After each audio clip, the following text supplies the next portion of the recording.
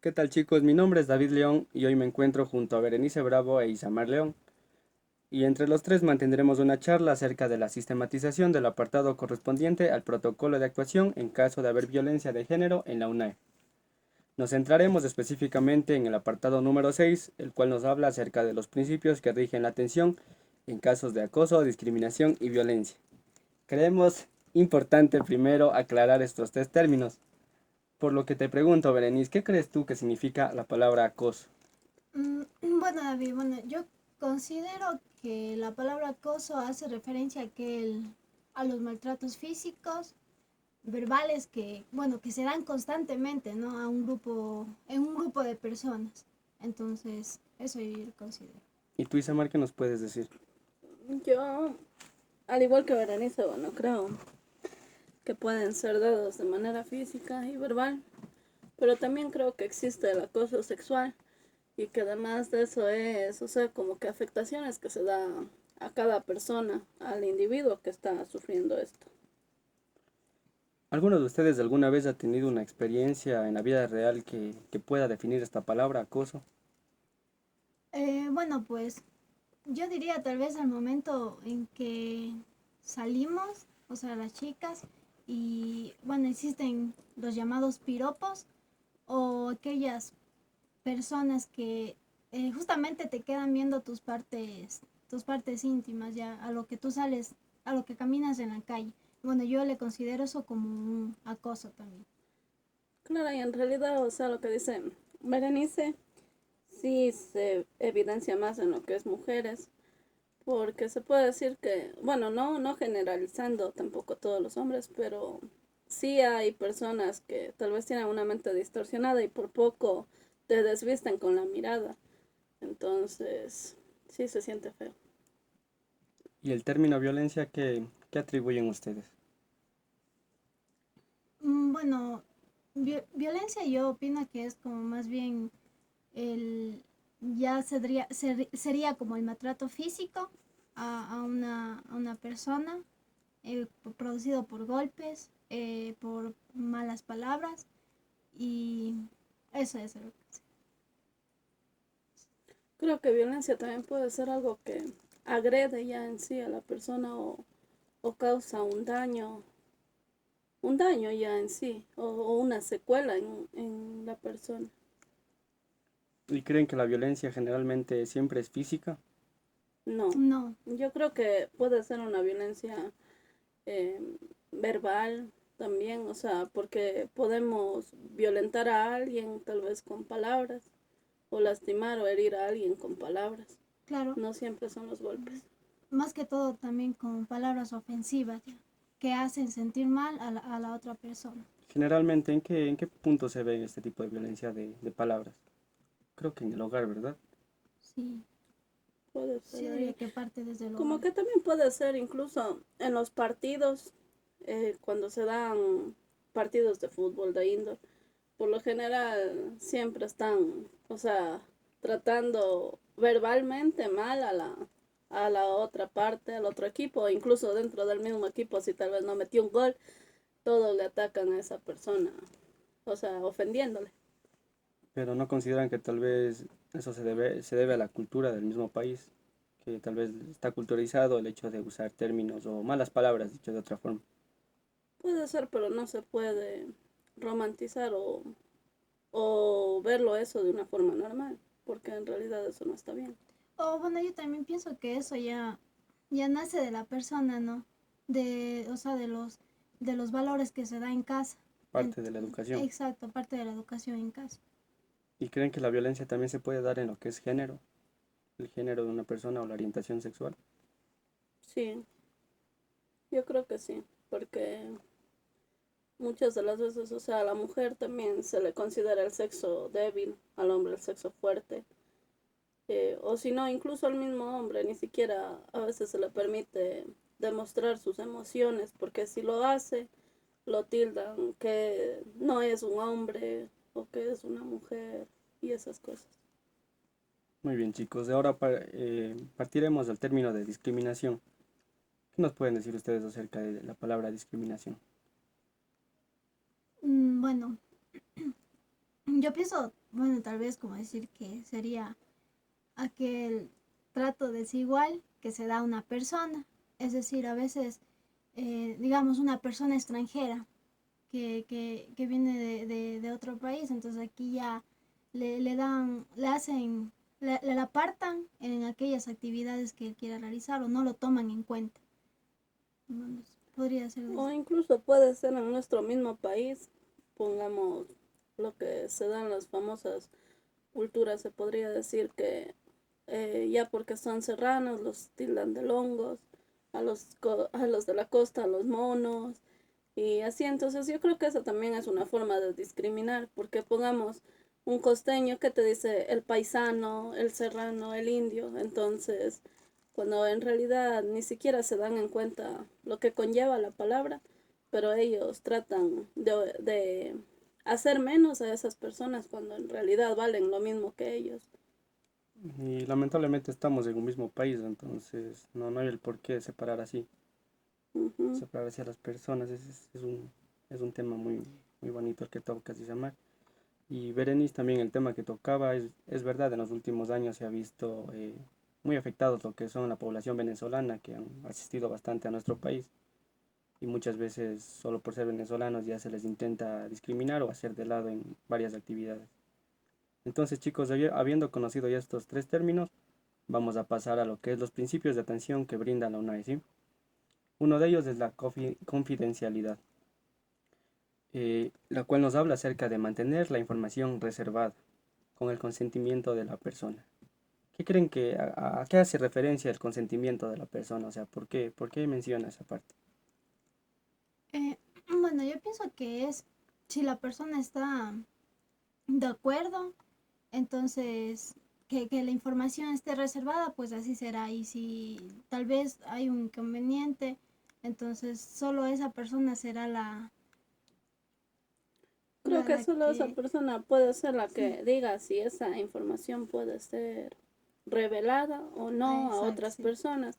Por ejemplo, hay casos de que personas que han sufrido violencia, acoso, quieren que sus historias lleguen más allá para que otras personas conozcan y no se den estos abusos, pero hay personas que tal vez fueron, o sea, que quedaron tan mal que no quieren que nadie sepa, porque hasta incluso pueden sentir vergüenza o miedos, o tienen miedo de que hayan represalias. Ujú. Es muy importante el tema que tocas, Isamar, pero la UNAE también brinda lo que es la imparcialidad, lo cual es orientar las nociones a un bien común, es decir, no toma ella el derecho, en este caso la institución, la UNAE, no tiene el derecho de insistir en la persona en si su información será revelada o no. Entonces se mantiene siempre lo que es en confidencialidad la información de la persona, pero sería un buen tema conversar qué pasaría si una persona, por ejemplo, es violentada por un propio familiar o un amigo muy cercano. O sea, por lo general cuando se dan estas situaciones, creo que la persona tendría mucho miedo en sí de hablar. Por ejemplo, yo que fuera una chica y me violentara a mi mejor amigo, yo tendría bastante vergüenza en decir, mi mejor amigo me hizo esto, me hizo el otro, entonces sería importante, creo que la UNAE pueda incentivar a esas personas a tener una fuerza para poder hablar también.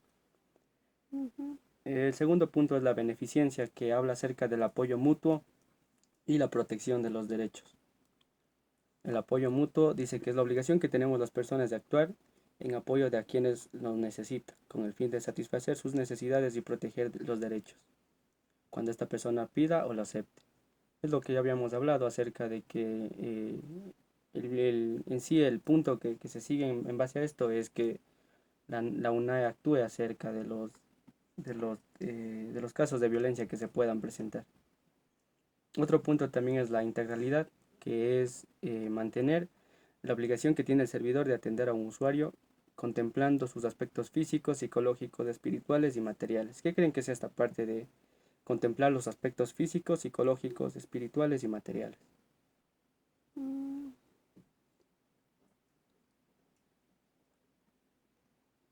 Por por- ejemplo, pónganse ustedes en el lugar de cualquier persona que ha sido violentada. Digamos que han sufrido una violencia física.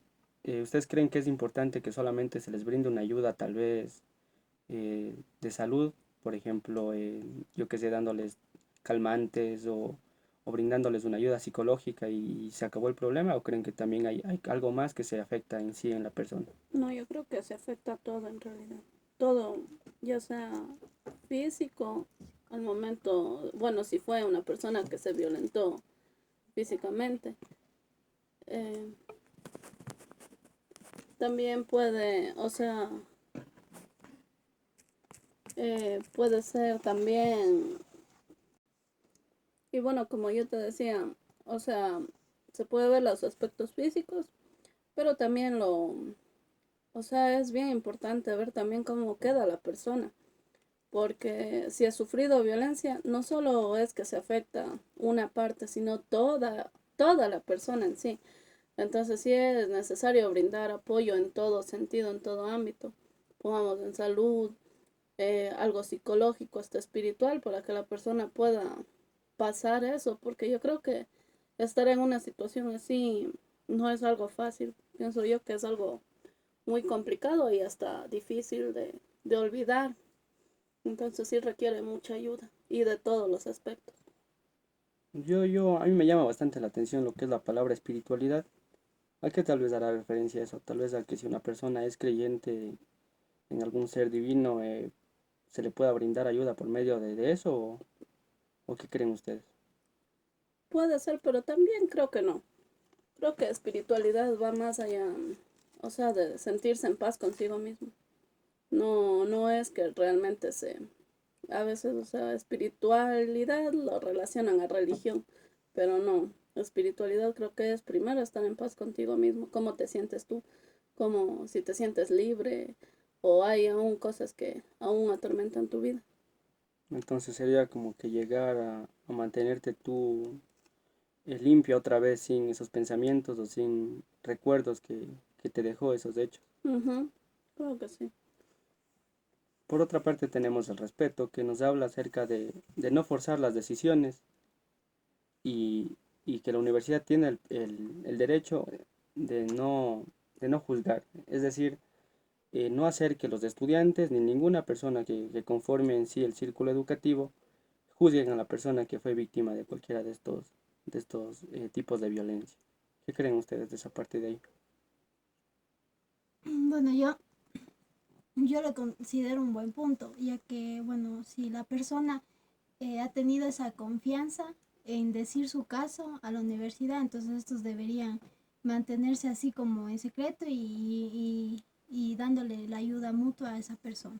Sin procurar juzgar, ¿verdad? Ujú. Claro, es que no todas las personas tenemos la misma educación, el mismo pensamiento. Quizá hayan algunos que aún a pesar de que siempre se han venido dando charlas y tanta cosa, pero hay aún personas que señalan. Y yo que sé, incluso en los casos de violaciones mismo, siempre están acusando, yo que sé, a esa chica la violaron y la ven como la escoria. Entonces, cuando no debe ser así. Y es muy bueno que exista, como dice Berenice, ese respeto. Y si esa persona acudió a la universidad y tuvo la confianza, entonces es bueno que no se altere lo que la persona ha decidido o no se sienta juzgada ni rechazada. El punto de la educación que mencionaste es verdad, Isamar, y creo que mucho más cuando nos estamos formando como docentes en sí, entonces el respeto debe ser aún mayor porque es de personas con las que vamos a trabajar nosotros y si nosotros mismos no podemos respetar, incluso va a ser difícil que otros más nos respeten. Ujú. La autonomía tenemos otro punto que dice que que la UNAE da un apoyo y seguimiento a la víctima como un sujeto y no un objeto. Por ejemplo, Berenice, ¿tú qué crees que significa esta parte de aquí de que la autonomía es tratar a las víctimas como sujetos y no objetos? Bueno, o sea, como decir, en una parte de que obviamente le ayuden a la persona afectada, y pero que esto no les haga sentir, eh, ay, no sé, ¿cómo le puedo? Que no les haga sentir, eh, Creo que no les haga sentir rechazados o algo así. O muchas de las veces se atiende un problema, eh, dejando a la persona, como dice, o sea, como un objeto, como cualquier cosa, que solo, yo qué sé, un mueble, pongamos, sufrió un rasguñón, entonces necesitamos solamente repararlo, pero cuando no es así, porque estamos hablando con un ser humano, algo que se afectó mucho más, no solo por fuera, sino por dentro. Entonces, creo que eso somos los humanos, humanos en sí, y que debemos, o sea, cubrir todas las necesidades o todo lo que está afectando en realidad, o verlo desde esa forma, ¿no? Exacto, y más que nada ver también como un problema a largo plazo, porque como dijimos, deja varias secuelas en la mente y en la personalidad en sí de la víctima.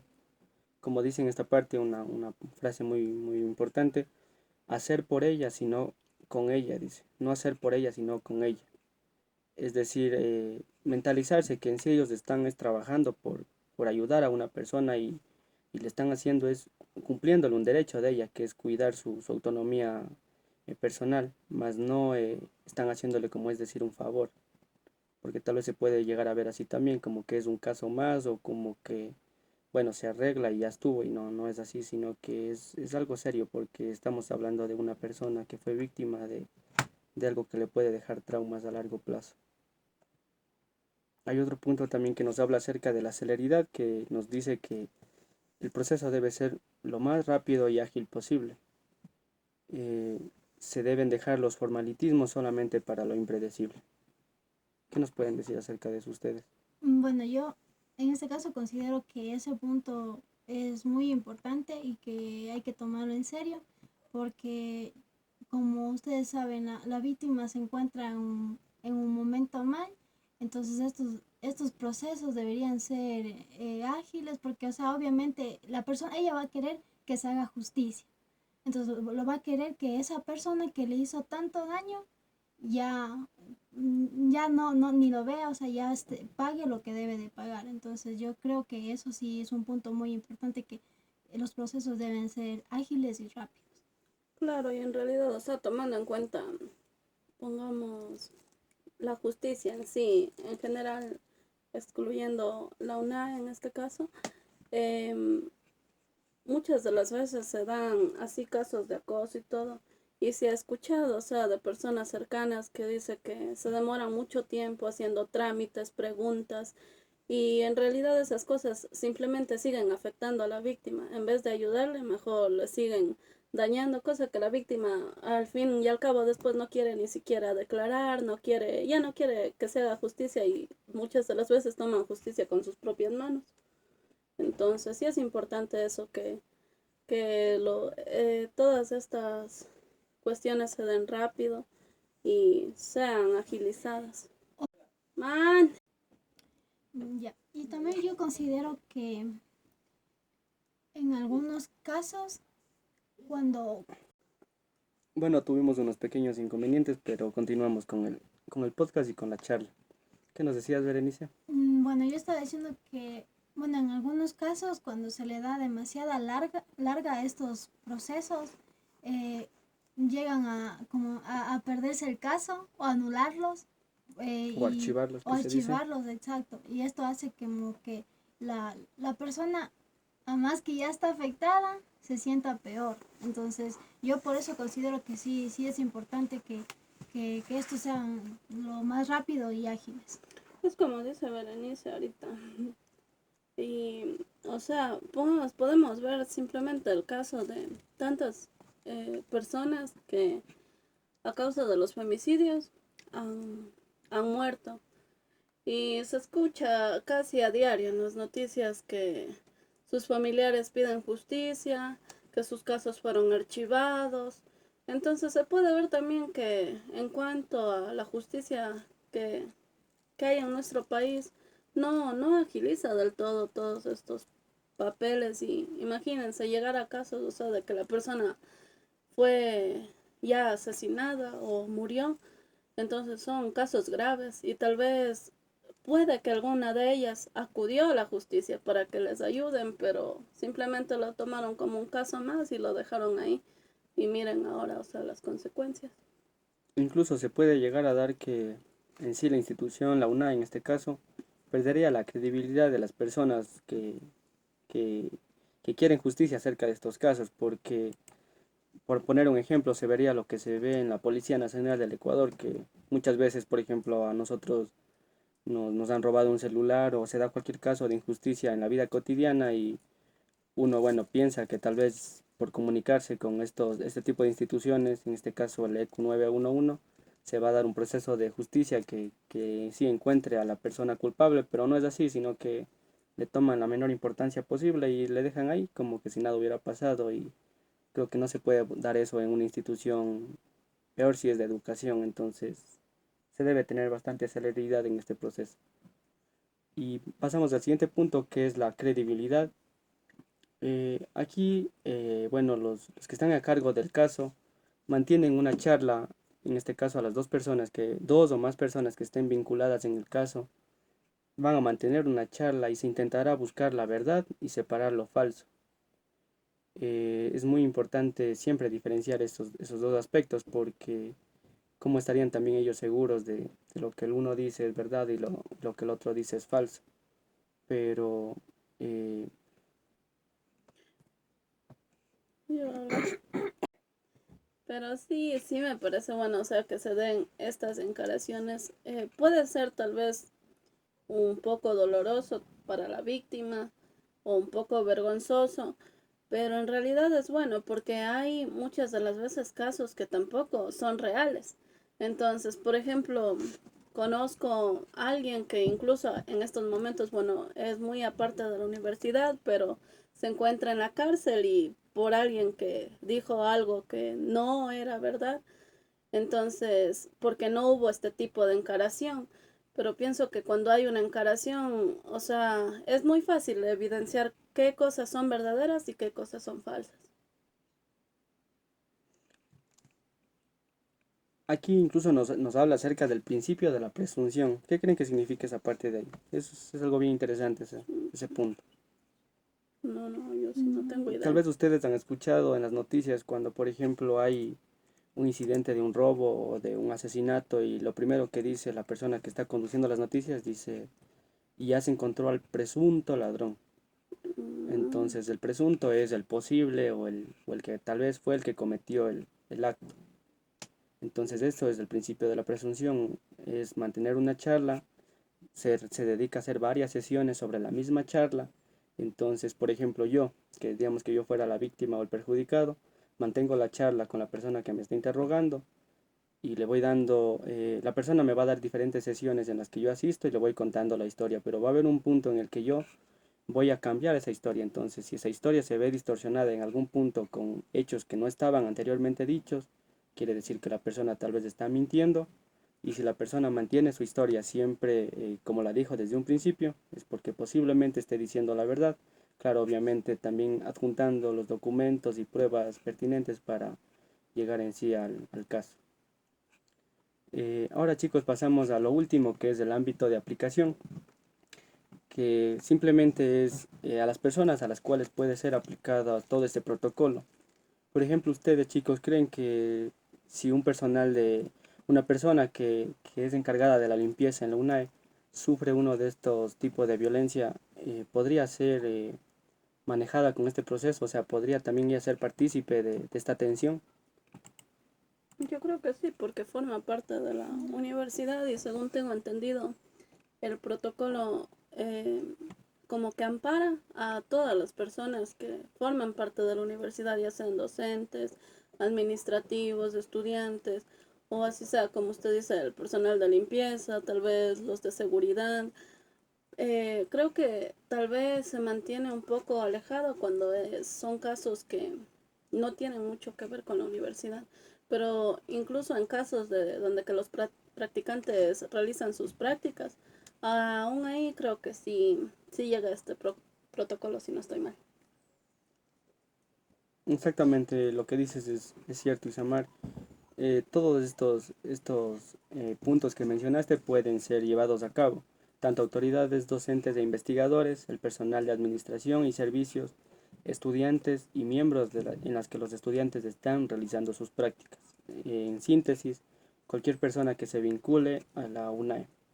pero también la UNAE tiene en sí, no se podría decir el deber, pero sí tiene la posibilidad de actuar en casos de que, por ejemplo, yo sufrí violencia de algún tipo en un contexto que está fuera de la universidad en sí. Entonces la universidad sí me puede brindar ayuda también, pero no una ayuda tal vez de justicia en la que se va a llevar el caso en sí con pruebas y como te dije anteriormente con conversatorios de presunción y todo eso, pero lo que me puede brindar la universidad es un caso de atención, es decir, tal vez ayudarme de forma, brindándome tal vez ayuda psicológica o una ayuda espiritual, como tú hablabas de Isamar, para encontrar otra vez eso que perdí y volver a ser yo.